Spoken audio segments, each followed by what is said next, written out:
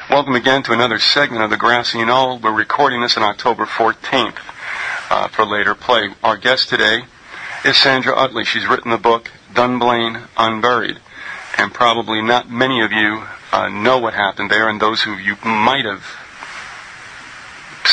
encountered it somehow, some way, probably have forgotten it. It's about 10 years ago, I believe. But anyway, we're going to have Sandra on with us today for the express purpose of telling us what took place there. And we're going to be touching upon a couple of these incidents where it involved these kind of mass murders, and that would also include Columbine and Port Arthur. Sandra, thank you very much for coming on. And how's everything going over there in the UK? Well, we're getting into the winter now, and it's not very, very pleasant. But I'm here to speak about Dunblane, so I'm quite happy to not talk about the weather, which us English people do all the time. And can't do a thing about. We can't do anything about. So yes, thank you for inviting me on to talk about Dunblane. It's not an opportunity I get very often in Britain. In fact, not at all. It's one of those tragedies that's been brushed under the carpet, and I imagine as a consequence people in America probably won't have heard too much about it over the last 10 years, because if there's nothing in the British media, there's not going to be anything filtering out to the States either. But yes, it was on the 13th of March in 1996, what I consider to be the Western world's worst massacre. A man called Thomas Hamilton walked into Dunblane Primary School. This is the story we were told, but the result of what happened that day, 16 5-year-old children were shot dead, and their teacher, and 12 children were injured, some critically, and a further 3 teachers were injured. We're talking about a full class full, 28 children gunned down. 9:30 in the morning, we'd just come out of assembly, changed into the gym kit, and they were in the gym warming up when this man walked in and started firing at them. Now, your connection to this situation was, I guess we would call what your occupation was at the time, we would call it here an EMT. You were on the shift, I guess, the second shift or the shift after the incident took place. Yes, fortunately I wasn't on shift on the Wednesday morning. I was due back at work on the Wednesday evening, so I didn't get that call. And that's something I do like to stress, because sometimes it is reported that I was in the gym and I dealt with the injured children, and that isn't true. And I am, keen to make sure that my involvement is recorded properly. I was called in to relieve my colleagues. My ambulance station, Callander Ambulance Station, which is 9 miles north of Dunblane, received the first call. So they were the first paramedics on scene and declared it a major incident. And then obviously as a result of what they'd been involved in that morning, they were relieved of duties for the rest of the day and went for debriefing. So I was called in to take over the shift along with another colleague. So I feel, yes, I do know directly the devastating effect that what happened in that gym had on all the people who were involved in whatever way. From the nursery teacher who was called in to identify all the dead children. I mean, this woman is completely traumatized. She knew a lot of the children from the year before. They'd been in her nursery class. And, of course, the children's teacher was dead. So this woman was the only person that could identify the children. And then, as I say, my ambulance colleagues, severely traumatized by what they witnessed. Having to walk in, assessing who was dead, who was close to death and could be given a chance of life by taking them to hospital. And they made an assessment to take one particular girl called Mary Macbeth to hospital. She'd had one gunshot wound to her head, but she was dead on arrival. So 15 of the children died in the gym, and Mary died in the ambulance on the way to the hospital.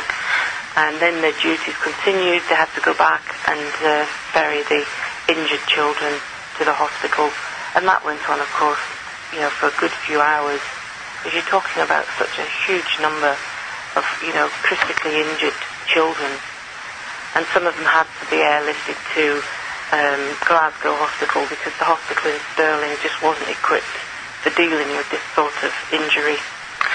I mean, Dunblane, Stirling, if you don't know Scotland, it's really just a little backwater. It's, it was just completely out of the blue that something like this happened. I mean, the shock wave from it has just gone on and on, really, for the last 10 years. And when the massacre happened with the Amish school children, I mean, you can just imagine, the peaceful, quiet lives they're living, and something like this, it's like suddenly you're in a war zone. It really just shook everybody so badly. And for me personally, the repercussions have gone on a lot longer, because I did start a relationship with a man whose daughter was killed in the massacre. His wife had died a few years earlier, and he'd been left to bring up Sophie on his own. And so we can imagine the devastation for him. And we got together a few months after the massacre, and I basically feel like I gave a good 7 years really helping him pick up the pieces, try and live some kind of a normal life, if that's possible, after an incident like that. How much does the specter of what took place that day still hang about Dunblane? Well, I left Dunblane 3 years ago, and I would say the reason that I left was because I felt I didn't want to live with the memory of it really for the rest of my life. I was 36 when the massacre happened, and Mick by then had become involved in gun control work and was travelling abroad a lot, and I was very much left in charge of taking care of his daughter's grave and putting flowers on the graves of all the other children when it was the birthdays and Christmas, etc. And I just felt this was no way for me to spend the rest of my life, because it was like walking on eggshells all the time. I mean, so much money poured into Dunblane, and this became a source of incredible tension. I mean, money came from America, Australia, several £1 million worth of money that was distributed amongst the bereaved and the injured. And it just caused a massive amount of resentment. Nothing could be done at all in Dunblane without there being some reference to the massacre.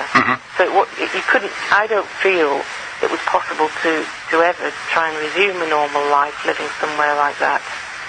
I also personally know that a lot of people who were maybe perhaps more on the fringes of it, like a friend of Mick's who had been the carer for Sophie after Sophie's mother had died. I mean, she became very, very ill in the last few years, and there have been suicides, and I just don't see how communities can really ever go back to what they were. Dunblane really tried hard to brush it all under the carpet, to change the kind of flavour of the town that it is.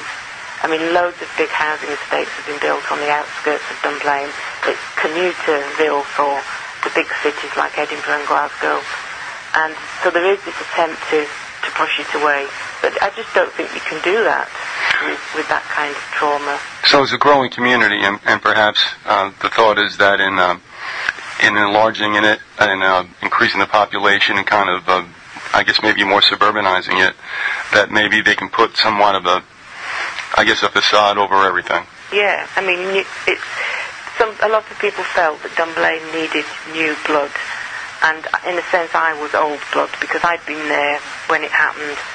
I felt particularly aggrieved about particular aspects of both the way the incident was handled and the following inquiry and the cover-up, I believe, that took place. And so they didn't want people like me around that were going to still make a noise about what had happened, even though to my mind what I was doing, searching for the truth, was vital for healing. That's not the way people in Dunblane really saw it, and I think they wanted to basically, I suppose it's a bit like a blood transfusion, people moved out, put new people in who haven't had anything to do with Dunblane, either prior to the massacre or when the massacre happened, or the immediate aftermath. And it's not the place it was when I was living there. You know, I was living in a small part of Dunblane that was an old weaving hamlet called Vermoil, and it was a very attractive place to live.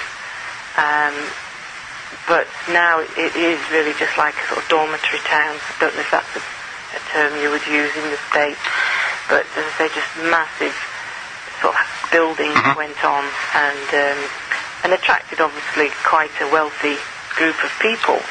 I mean, you're looking at houses that were costing, you know, at least £250,000 minimum. Well, we call them bedroom communities, and so the concept that you're giving us is very well impressed upon us over here in the United States. I would even tell you also, for nothing, I mean, we're outside the city of Tampa in Florida, and that's exactly what's happening here. Now, we never had an event, but so what's taking place there, whether it was natural or more or less coerced, certainly. I think it was speeded up. Yeah. Now, how many years did you spend in Dunblane? I mean, did you grow up there? Was that your childhood town? No, I'm actually English by birth. I lived in England, Yorkshire, until I was 20, and I moved up to Scotland to do nursing when I was 20. That was back in 1980. And I ended up living, Dunblane is about 40 miles from Edinburgh and Glasgow. And I ended up moving to central Scotland when I went to university at Stirling in the early 80s. So I lived in and around Dunblane for really good 20 years. I'd just moved into Dunblane itself, into a little flat in the town just about under a year before the massacre happened. So it had been, all my adult life, it had been my home for all my adult life, and I hadn't really ever had any plans to come back to England. But as I say, I think after the massacre happened, I felt that I didn't want to spend my life in that place. What now? I'm sorry, go ahead. Well, I was going to say it's a bit ironic because I haven't really left Dunblane behind, have I? Because I've written this book. I've been campaigning for a new inquiry for the last 4 years. I've now set up my own website to expose all the lies that were told at the Dunblane inquiry. So in a sense I physically left, but obviously emotionally I'm still there. When did you complete the book, Dunblane Unburied? In March of this year. My aim had been, it was the 10th anniversary of the massacre in March this year, and I had thought then that this is the time for me to stop, because the British media just will not cover anything about the Dunblane cover-up. They are, to my mind, complicit in it now. And I just thought, well, I've got to find a way to move on with my life, and I've got all this material I've gathered over 4 years, well, 3.5 years at that point, and I thought the only way that I can come to terms with all the work I've done and that's been ignored is to put it into a book. And that was going to be the end of it for me. But of course, like any action you take, there's always going to be some kind of response to this action. And of course, I ended up then reaching a lot of people who were just so pleased that I'd done this, that I'd documented material from original inquiry documents that most people, well, the majority of people just did not get copies of. The press didn't get copies of. I was put in this very unique position in that I came across these original documents which proved to me, and these were summaries of witness statements taken by the police after the massacre. And when I then started comparing what was in these witness statements with what these witnesses said at the inquiry, I started to see where the lies were and where the inconsistencies were. And once that becomes blatantly obvious to you, I don't think that you can, well, I morally didn't feel I could turn my back on that. So you realized something was wrong just by following the inquiries at the trial or whatever after the fact? Yeah, at the time, the inquiry happened very soon after the massacre, I mean, the massacre happened on the 13th of March, as I say, and the inquiry began on May the 29th. The parents were obviously still completely shocked and numb and grief-stricken. And I don't know that many of them attended the inquiry. And it was a long inquiry. It went on until the middle of July. And it was obviously intended to reassure the British public that this was being properly examined, to make sure that nothing like this ever happened again. But when you start to study the evidence, you actually see that it was just really a bureaucratic device. It was a deliberate. It was a piece of theatre. It was deliberately done, and it was done so quickly to keep everybody quiet. Because what I can see has happened through my contact with people in Australia over the last few months who have been researching the Port Arthur massacre, which happened less than 6 weeks after the Dunblane massacre. They've been denied an inquiry, and they've had people agitating and being involved in campaigning about the truth about Port Arthur for the last 10 years, which we've just not seen in Britain. And I think that's because the British government, in a sense, probably in terms of pacifying the population, handled it extremely well. I mean, to have this inquiry, to give the appearance everything was all legal and above board, and that the grief of everybody was being taken seriously. And it worked for a good few years. Most of us were quiet, and we didn't make a noise about what had gone on. Mostly because we weren't aware. I think the first awareness, the few of us that are involved in campaigning for a new inquiry for Dunblane, and I say a few, there's literally probably half a dozen of us, and it was one chap up in Scotland, a guy called William Scott, who in 1999, he found out that the Dunblane inquiry documents had been locked away for 100 years, which is totally unprecedented. I mean, even war cabinet papers aren't locked away for more than 30 years. And I read about this at the time, but I mean, in some respects, I think I must be very naive, because it hadn't even occurred to me that this 100-year closure order could be challenged. But William Scott challenged it. And of course, they started telling him lies in the answers they gave him. The first answer I think he got about why these documents had been locked away for 100 years was to protect the identity of children. But which children? And in these documents amount to hundreds of thousands of pages, and there can't possibly be children's names on every single page. And there's also names can be blacked out with a felt tip pen. So the excuses he started being given just made him more and more suspicious. And I mean, I really have to hand it to this chap. He has done an incredible job. He's battled on for 7 years. I only got involved at the end of 2002 and was put in contact with William at the beginning of 2003, and we've worked together ever since. So, he's been working twice the length of time as I have. And in fact, he's just in the process of doing a mail shot to every single British MP, every Scottish MP in the Scottish Parliament, and every member of the House of Lords, looking for support for a new inquiry. But Sandra, what happened, if I could ask you, that when people, as you said, kind of walked away, buying what the Commission had stated or come up with, what made it start to fall apart years after the fact? I think Lord Burton asking a question in the House of Lords in 1999, I mean, I know I've just said this, but I'm just giving a bit more detail. Okay. He asked specifically for a copy of a report on Thomas Hamilton by a DS Paul Hughes to be put in the House of Lords library. And the answer he received, which of course is documented in Hansard, the official government records, was that this couldn't be done because these documents were locked away for 100 years. That, I think, so it was 3 years after Dunblane before people started thinking, well, hang on a minute, why 100 years? But as I say, it was still another 2 years before I got involved. and that was purely by accident. But then, because I worked for Mick, I mean, I did gun control research for Mick North, whose daughter was killed, and I was his housekeeper, his personal assistant, as I say, a researcher for him as well. So I had access to all the material he had. There was never any problem about it. It wasn't under lock and key or anything. And it was through reading documents that he'd been given at the inquiry. As I say, that was at the end of 2002.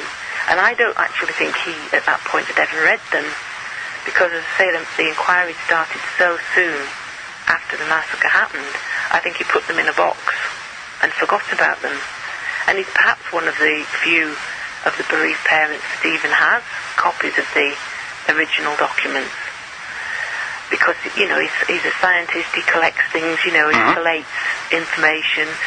And when I read these, I just thought that this isn't the story we were told.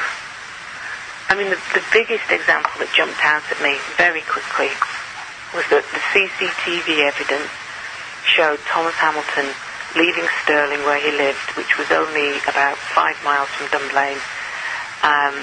The actual police officer who gave evidence about the CCTV times and direction stated that Hamilton left Stirling at 12 minutes past 9, which would have to be the time he would have left to have got to Dunblane Primary School for 9:30, which is when he arrived. But in the summary of this witness statement of this police officer, it was quite clear that Hamilton left Stirling at 08:44 and 08:46. So I started writing to the Lord Advocate for an explanation of why these times had been altered.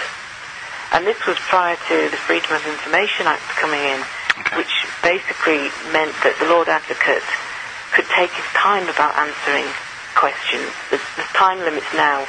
Do you have a Freedom of Information Act? I'm sure you do. No, we do, yeah. We call it FOIA, FOIA. Right, well, FOI, yes, that's what I call it. That's what you guys have, yep. And he just wouldn't answer this question, so I had to get my MP to badger the Lord Advocate for a response to this. And in the end, the reply I got after 2 years, I wondered how they were going to get around this. And the Lord Advocate came back and said, oh yes, DC Graham Capes made a mistake in his evidence. Well, if you read the transcript of the inquiry, you can see that whenever a witness said something that the Lord Advocate didn't like or gave an incorrect answer, they were jumped on. I mean, but this DC Capes was basically just given free rein to say whatever he wanted. I mean, he must have been granted some kind of immunity before he went into the witness box, because his evidence is just packed full of lies.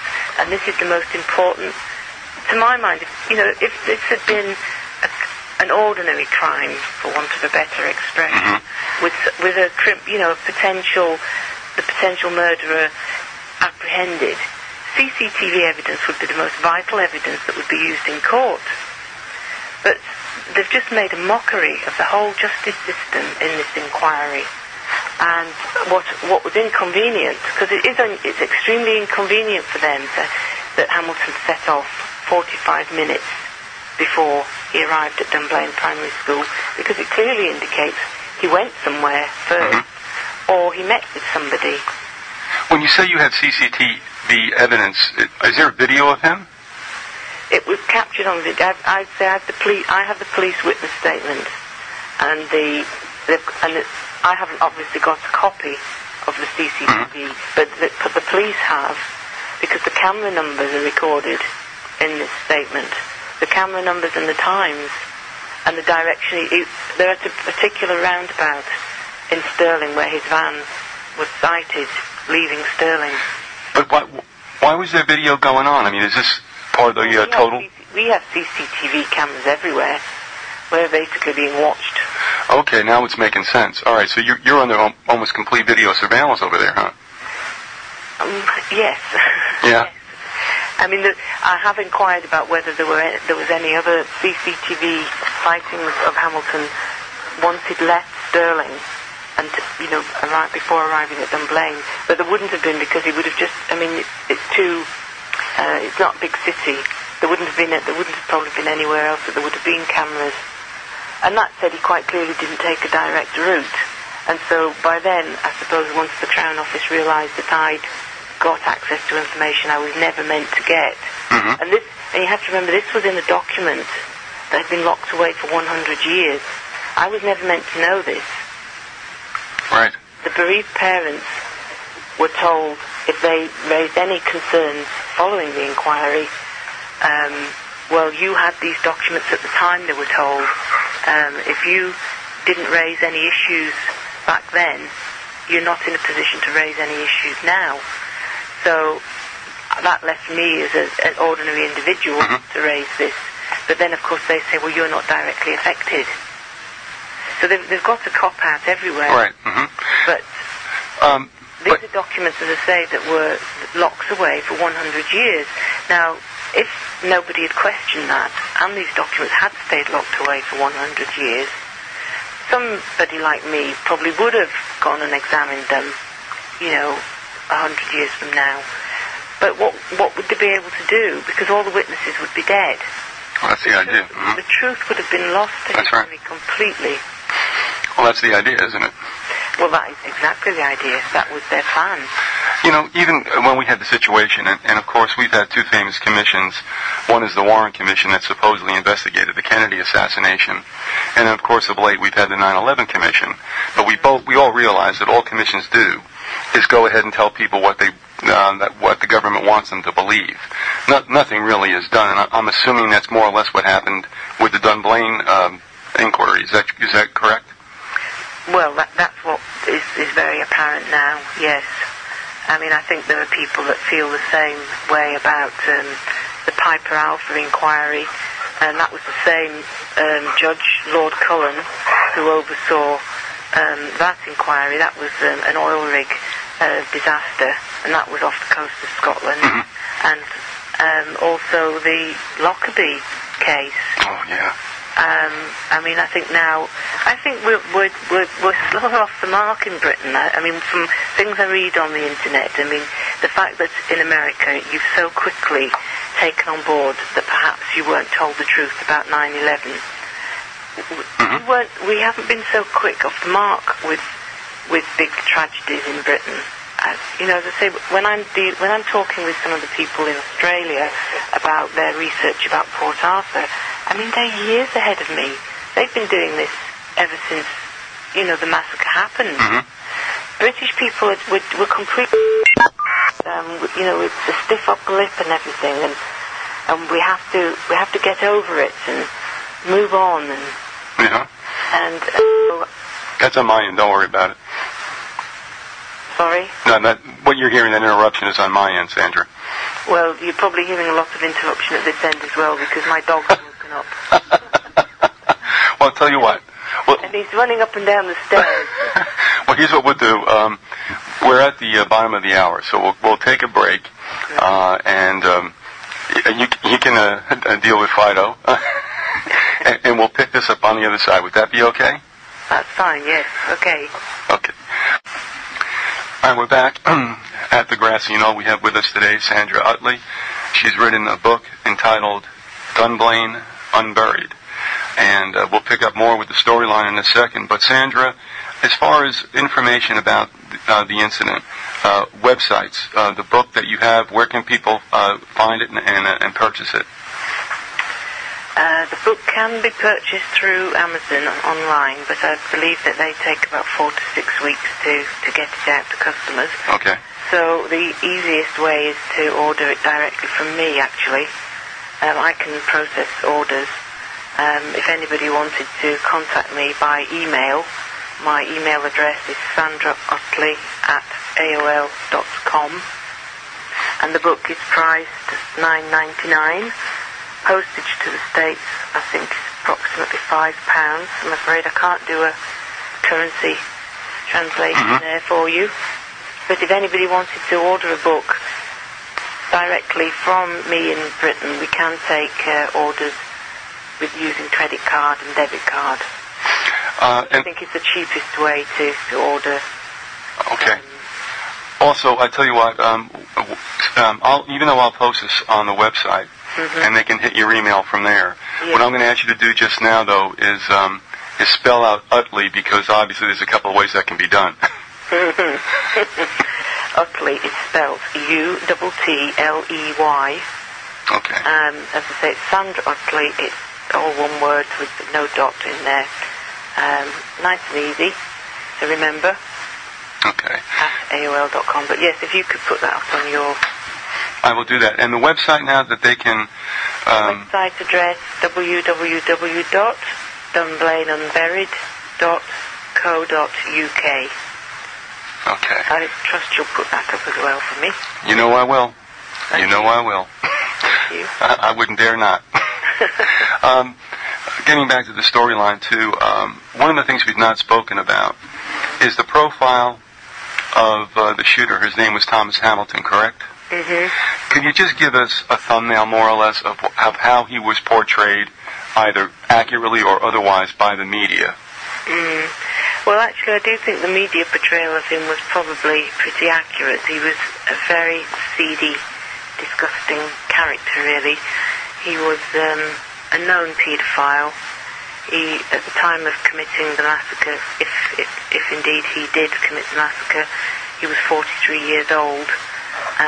He lived in a small flat in Stirling, was unemployed, but basically seemed to make a reasonable income out of, well, I believe this, selling images of children. Okay. He ran endless boys' clubs every night of the week, boys of a particular age, boys of a particular size. You know, he wouldn't have fat boys in his club. He wouldn't have tall boys in his club. He had very specific favourite boys.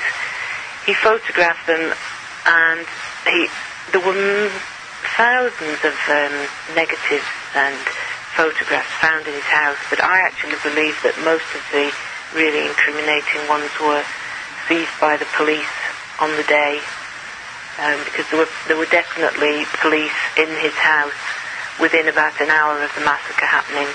Photographers who have been to take my photograph or anything to do with the book have told me, you know, we were there on the day.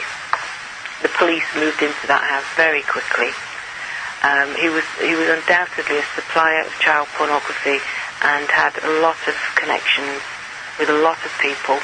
And he wasn't a wealthy man. He was quite the opposite.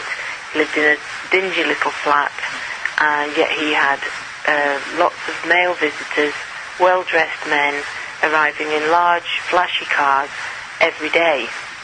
I went to see his neighbours before I left Dunblane to speak to them about this and other aspects of Thomas Hamilton's life, because it was a very closely confined little street, and they would all know each other's business.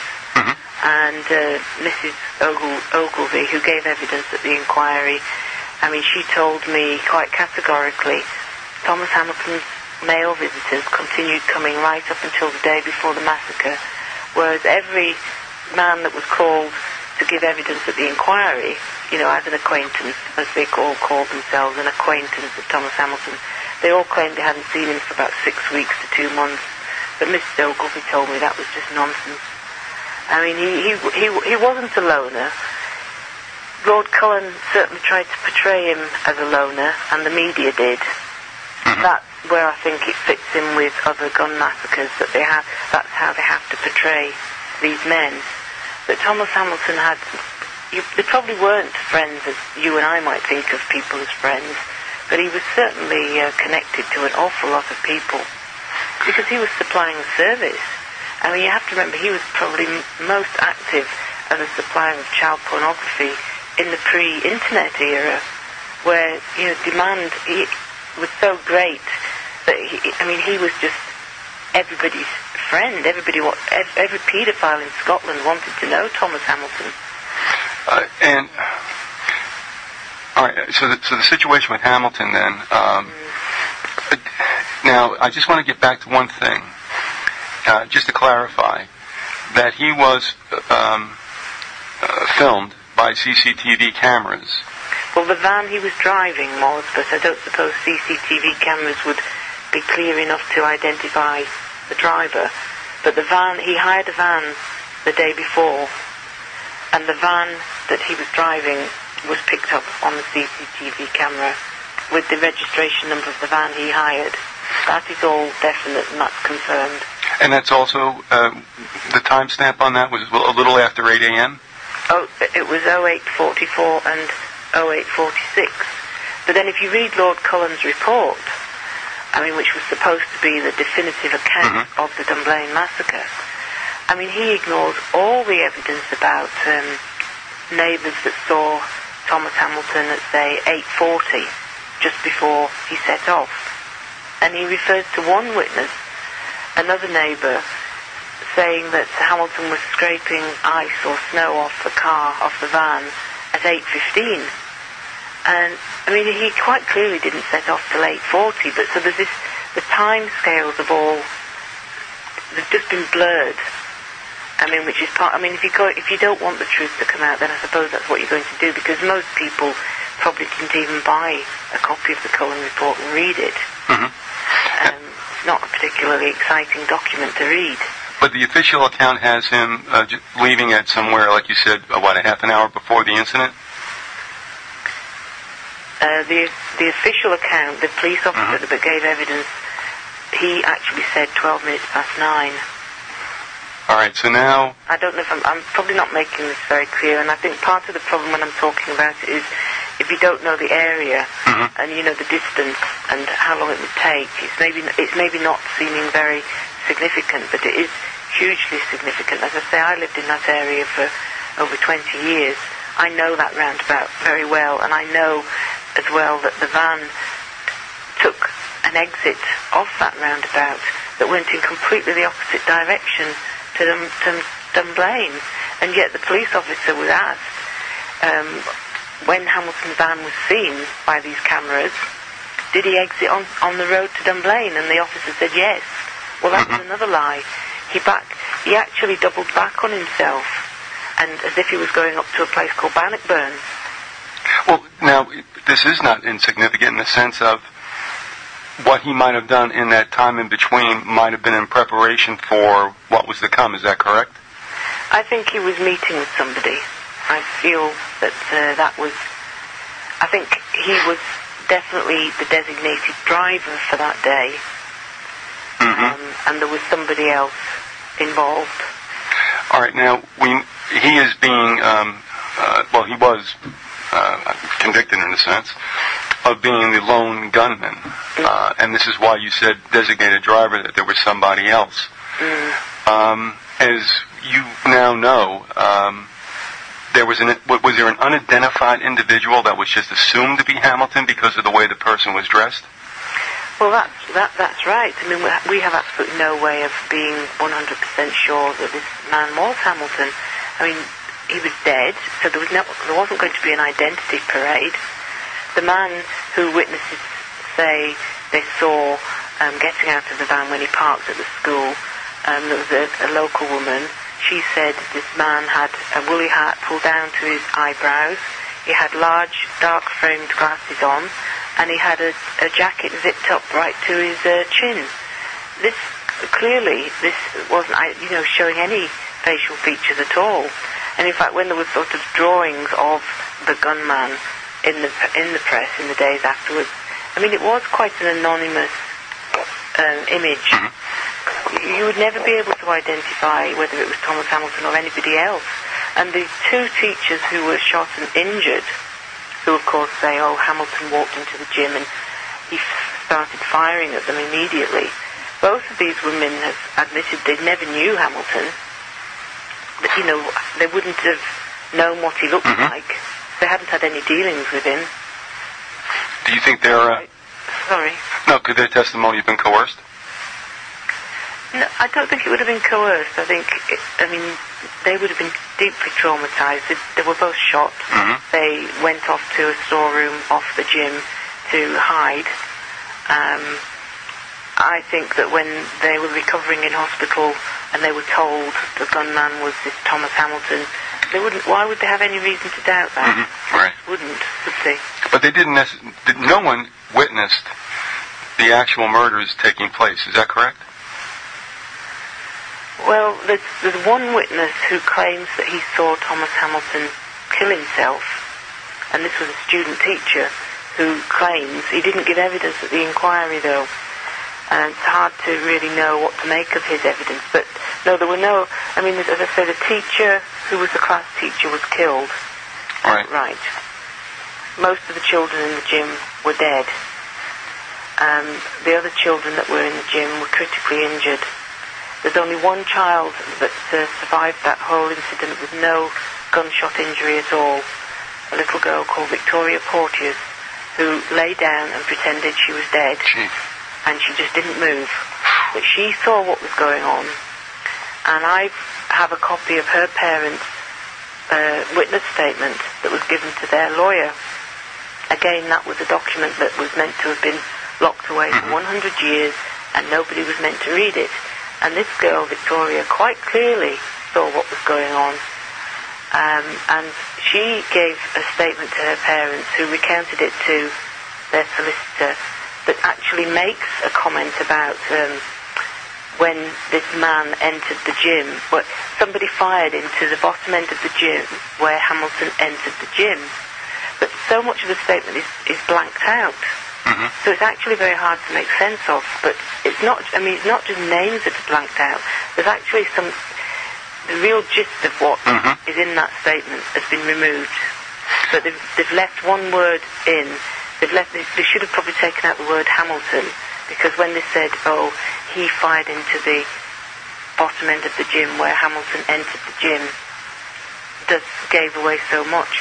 And these parents also made in their statement that they observed when they went to the gym to see the scene of crime afterwards, which all the parents were invited to do. They saw 2 bullet holes in the bottom end of the gym where Hamilton was said to have committed suicide, that were 6 inches from the ground and 2 inches apart. And we know from what the scene of crime officer says that Hamilton was supposedly, when he shot himself through the roof of his mouth, the scene of crime officer says the bullet exited the top of Hamilton's head, but the pathologist says it exited from behind his left ear. And if you look at that, fitting in with what the statement of the uninjured child said, it really does lead to the conclusion that Hamilton was shot and killed on scene. And that then leads to a whole host of other questions. Right. Because if we were told he committed suicide and he didn't, then that alone requires explanation. I mean, even for all that he'd committed, if he did commit this evil act, the man still deserved to stand trial. And I would also claim that his death has added to the trauma, because we've no explanation for why it happened. Now, the thing is, if he in turn was murdered, obviously you're going to have an exit wound from, I would assume, well, you're going to have an entrance wound from other than, I would say, his mouth. Is there any kind of confliction with the forensics that would state? Sorry, the pathologist's report is really very ambiguous, and I've been using Freedom of Information to try and get answers from the pathologist who